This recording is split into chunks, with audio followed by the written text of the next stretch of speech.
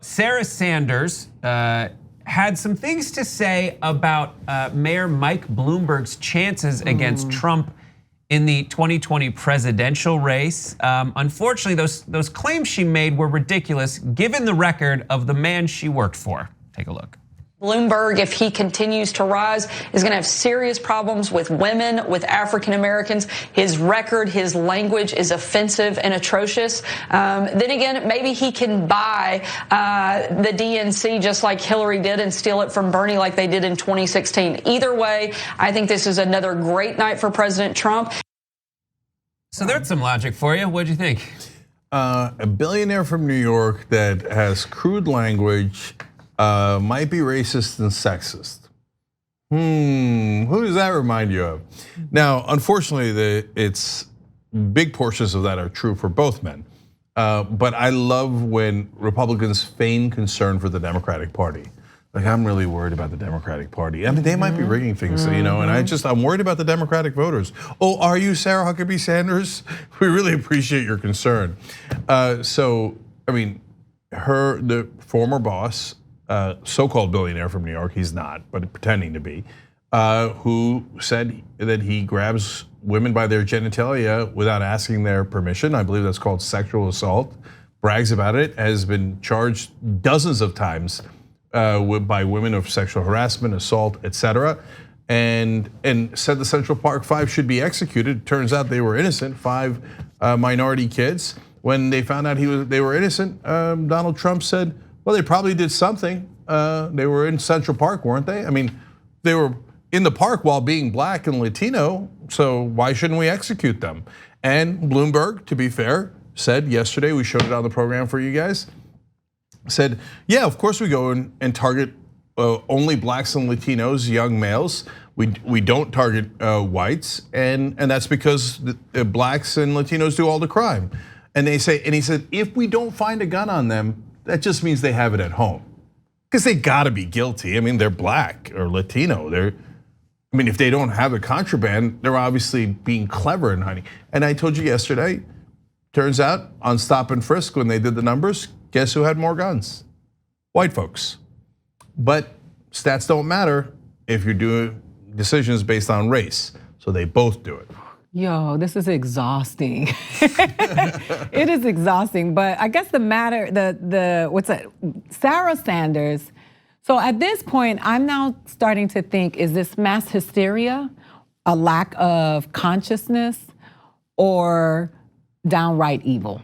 I'm starting to, now I'm really, because, and I don't want to compare it to the Holocaust was horrible, but when you think about how people can do horrible things and not be fazed by it, do they suspend their consciousness? Because this woman, she has no shame. She has no shame. She just described Donald Trump from top to bottom when she was talking about Bloomberg, as if that's not okay when he does it, but.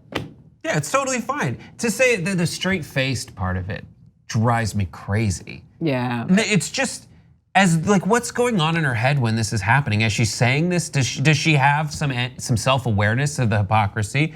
Absolutely she has to. But the reason that she got the job, and the reason why so many people get jobs like the one they have and end up still in Trump's inner circle, is because they have no shame. That's right. It doesn't register as something that, it might register as something they feel bad about, but they don't change their behavior whatsoever, either because of ambition or I guess I can't come up with any other reason than ambition. What makes me laugh is that, first and foremost, no disrespect to the Jewish people. Let's just be clear about that. None taken. Thank you for speaking on behalf of all of you. The funny thing is, you just said that the fake concern for the Democratic Party, but not the black and brown people that they're talking about. Yeah. There's no concern for the actual people, which continues to prove the point that they're just pawns in the game. They don't care about the black and brown people. They just care about winning the argument about who cares about them the most, but without caring about them at all. And that is where black and brown people get bamboozled, gaffled into these conversations and these arguments, and they don't realize nobody gives a crap about you. They're just saying, hey guys, I'm concerned about these people voting for you because you guys are playing them. But nobody's really talking about the stuff that's happening to these people. Because that's all, it's just a messaging game as far as like what registers for me is Sarah Sanders doesn't really think she has a chance with getting that voting block. But what is she gonna do? Give up? Not try? She's not trying very hard. All she needs to do is say those words with a straight face over and over again. And other people who are about to go on TV on that same network saw Sarah Sanders say it, so it must be the Trump administration's line. So I'm gonna say that again and again.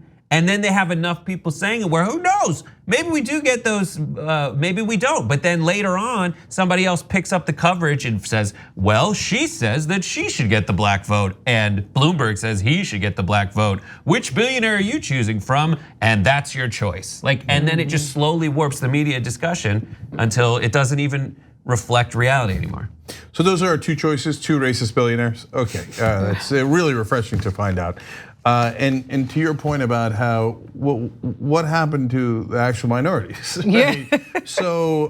Well, Donald Trump tweeted about how racist Bloomberg was as soon as this happened. We have it. Here's the tweet. Wow, Bloomberg is a total racist, and he retweeted the video itself. So if you wonder whether there is any self-awareness, the answer is probably not. But there's at least like 2 or 3 people here who are like, hey, maybe you should take it down. So he actually did delete it, which is a tacit admission that he realizes his own record on stop and frisk, at least. Yeah, so he puts out, as a guy got him, he's a total racist for doing stop and frisk. Probably somebody walks in the room, Mr. President, you're on the record for supporting stop and frisk like 5 times. We have it. We have a video during his presidential run in 2016. Let's take a look. There's been a lot of violence in the black community. I want to know what would you do to help stop that violence, black on black crime. Right. Well, one of the things I'd do, Ricardo, is I would do stop and frisk. I think you have to. We did it in New York. It worked incredibly well. And you have to be proactive. And you really help people sort of change their mind automatically. You understand. You have to have, in my opinion, I see what's going on here. I see what's going on in Chicago. I think stop and frisk. In New York City, it was so incredible the way it worked. Something that Edwin pointed out is in the bottom corner of that screen. It says Trump's minority outreach.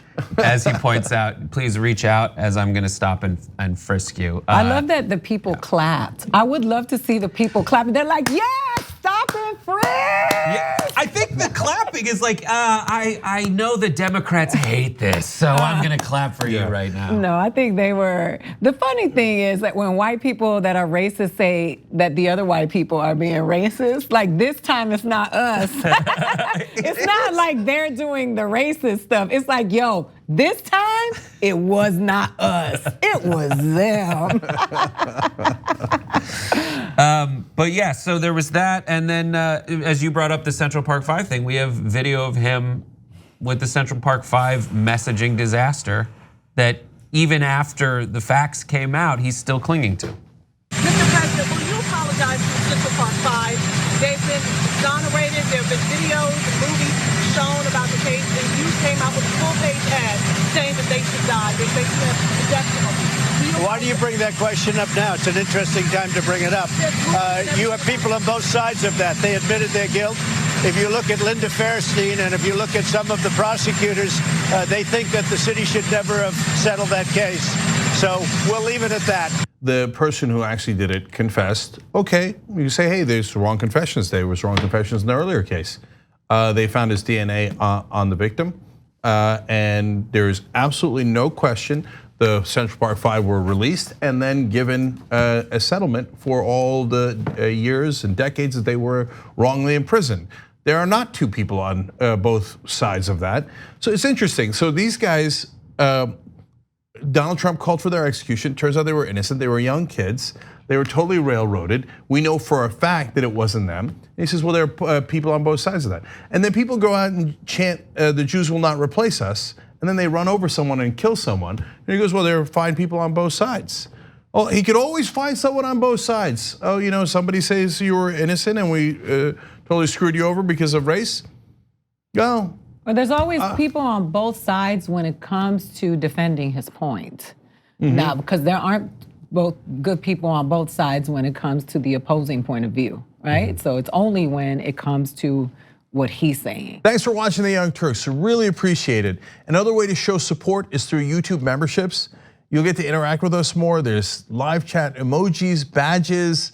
You've got emojis of me, Anna, John, JR. So those are super fun. But you also get playback of our exclusive member-only shows and specials right after they air. So all of that, all you gotta do is click that join button right underneath the video. Thank you.